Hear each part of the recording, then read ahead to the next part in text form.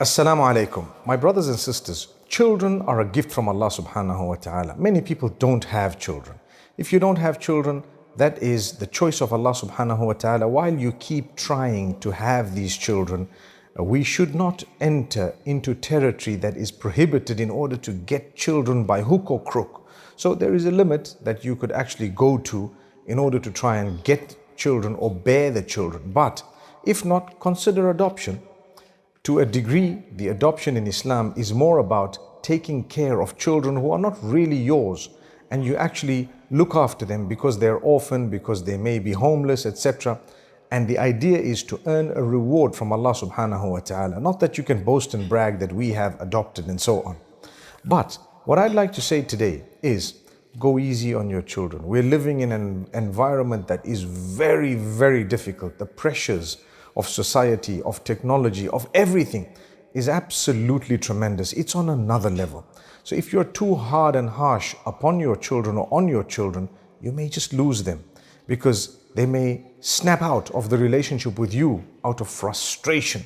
They may not want to talk to you. They may not want to sit with you simply because your approach needs improvement. We cannot change what Allah has ordained, but the way we communicate it should be the best possible way. And this is why when Allah speaks about speaking to those who don't believe at all and addressing them or presenting a beautiful argument, Allah says, Jadilhum billati hiya ahsan. When you are going to engage them in this back and forth of discussion, then do so in the best possible way. If this is the case with those who don't believe, what about your own children?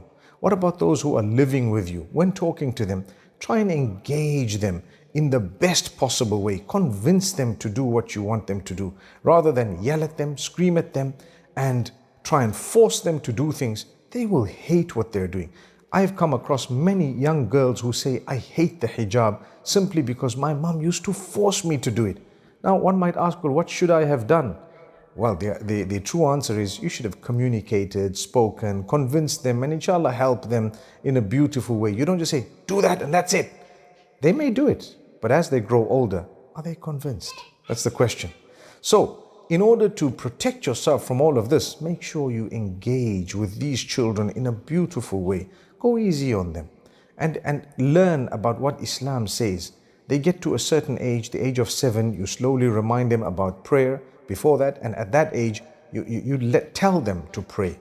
And at the age of 10, you can become a little bit more strict when it comes to the issue of prayer. You talk to them in a way that is convincing, and at the same time, as they grow older, you can apply different types of pressure on them to pray on condition that you're not making matters worse. May Allah Almighty grant all our children ease.